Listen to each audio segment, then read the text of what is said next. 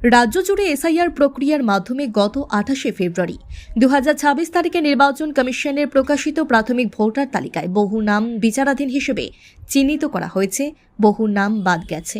এর প্রতিবাদে এবার সরব হল ভারতের কমিউনিস্ট পার্টি সিপিআইএম। প্রকৃত ভোটারদের নাম নিয়ে এই টালবাহানার প্রতিবাদে তেহট্ট বিশাল মিছিল এবং তেহট্ট বিডিও অফিসে বিডিওর কাছে ডেপুটেশন জমা দিল বাম নেতৃত্ব। এদিন তেহট্ট সিপিআইএম দলীয় কার্যালয় থেকে একটি প্রতিবাদ মিছিল শুরু হয়। মিছিলটি তেহট্ট বাজারের বিভিন্ন গুরুত্বপূর্ণ রাস্তা পরিক্রমা করে তেহট্ট বিডিও অফিসে এসে শেষ হয়। সেখানে সিপিএম এর এক প্রতিনিধি দল বিডিওর কাছে একটি স্মারকলিপি তুলে দেন। এদিনের এই কর্মসূচিতে নেতৃত্ব দেন সিপিআইএম এর জেলা সদস্য সুবোধ বিশ্বাস, প্রাক্তন বিধায়ক রঞ্জিত মণ্ডল।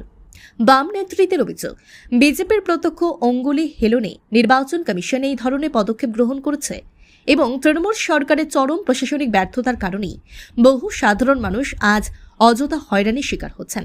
সিপিআইএম নেতাদের দাবি, নতুন এই তালিকায় তেহট্ট বহু স্থায়ী বাসিন্দা ও প্রকৃত ভোটারের নাম বাদ গেছে বা বিচারাধীন অবস্থায় ঝুলিয়ে রাখা হয়েছে। এর ফলে বহু সাধারণ মানুষ তাদের ভোটাধিকার হারানোর আশঙ্কায় রীতিমতো উদ্বিগ্ন হয়ে পড়েছেন। সিপিআইএম নেতৃত্বের পক্ষ থেকে স্পষ্ট হুঁশিয়ারি দেওয়া হয়েছে যে সাধারণ মানুষের ভোটাধিকার রক্ষায় প্রশাসন দ্রুত কার্যকরী পদক্ষেপ না নিলে আগামী দিনে আরও বৃহত্তর আন্দোলনের পথে হাঁটবে দল। সমীরণ বিশ্বাসের রিপোর্ট। এসআইআর এর নাম করে কেন রাজনীতি জবাব চাই? এসআইআর এর নাম করে আজ প্রশাসন তৃণমূল বিজেপি কেন জবাব চাই?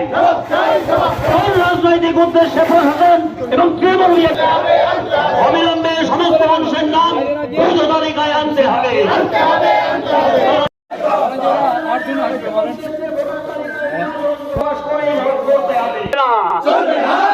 কোন রাজনৈতিক উদ্দেশ্যে তৃণমূল বিজেপি কাজ করছে জবাব চাই? কোন রাজনৈতিক উদ্দেশ্যে ভোটার লিস্ট নিয়ে রাজনীতি হচ্ছে জবাব চাই? সাধারণ মানুষকে কেন হয়রানি করছে জবাব চাই?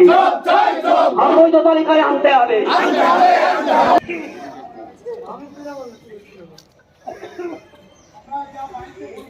আজকে আমরা বিডিও অফিসে আমরা ডেপুটেশন দিলাম। ডেপুটেশনের কারণ নির্বাচন কমিশন তার বিভিন্ন সময়ে বিভিন্ন যে ফতোয়া জারি, সে ফতোয়া জারির ক্ষেত্রে দাঁড়িয়ে অসংখ্য মানুষ, লাখো লাখো মানুষ তারা যে বিভ্রান্তির মধ্যে পড়েছে, তারা অনেক সমস্যার সম্মুখীন তাদের হতে হয়েছে। সেটা কি করে সেই জায়গা থেকে বেরিয়ে আসা যায় আমাদের বামপন্থীদের পক্ষ থেকে, তার জন্য আমরা বিডিও সাহেবের কাছে আমরা ডেপুটেশনটা দিলাম। আমরা ডেপুটেশন দিলাম এই কারণে যে এসআইআর হোক আমাদের আপত্তি ছিল না। এসআইআর এর ক্ষেত্রে দাঁড়িয়ে আমাদের বক্তব্য ছিল কি, যে এখানে মৃত ভোটার যারা আছে তার ভোটার তালিকা থেকে নাম বাদ যাক এবং ভুয়ো ভোটার যা আছে ভোটার তালিকা থেকে বাদ যাক। স্বচ্ছতার উপর দাঁড়িয়ে নির্বাচন তালিকা, ভোটার তালিকা তৈরি হোক এবং তার উপর দাঁড়িয়ে নির্বাচনটা সংগঠিত হোক, এটা আমাদের পার্টির পক্ষ থেকে আমাদের বক্তব্য ছিল।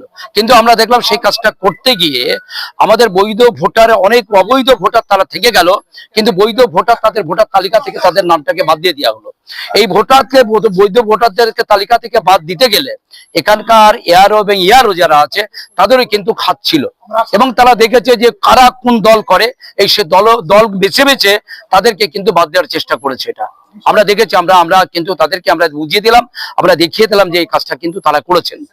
আমরা সেখানে দাঁড়িয়ে তারা বলেছেন, এখানকার যিনি ছিলেন দায়িত্বপ্রাপ্ত ছিলেন অফিসার যিনি ছিলেন, যে উনি বলেন সদর্থকভাবে সে ভূমিকাটা দেখবেন আগামী দিনে 6 নম্বর পদ এবং এখানে দাঁড়িয়ে অ্যাপিল যেটা করবে অ্যাপিলের ক্ষেত্রে দাঁড়িয়ে এই কাজটার ক্ষেত্রে দাঁড়িয়ে আমরা বলেছি কোনো ক্ষেত্রেই এই লজিক্যাল ডিসক্রিপেন্সি যেটা আছে এইটার ক্ষেত্রে দাঁড়িয়ে যারা বিচারাধীন আছে তাদের ফয়সালা না হওয়া পর্যন্ত ভোটারের কোনো দিন ঘোষণা করা যাবে না। সমস্ত মানুষকে, 60 লক্ষ মানুষকে ভোটার তালিকার বাইরে রেখে পশ্চিমবাংলার মাটিতে ভোট করা যাবে না। তার জন্য দাঁড়িয়ে বামপন্থীদের আন্দোলন যে জায়গায় আছে আমরা করছি, আমরা সে আন্দোলনের জায়গায় থাকবো। আমরা এখানকার অফিসারদের সে কথা আমরা জানিয়ে দিলাম যে আমাদের মারফত আপনি সেই কথাটা আপনার ডিএম সাহেবকে বা নির্বাচন কমিশনকে আপনি সেটাকে জানাবেন। আমার নাম সুবোধ বিশ্বাস, সিপিএম পার্টি নদিয়া জেলা কমিটির সম্পাদক।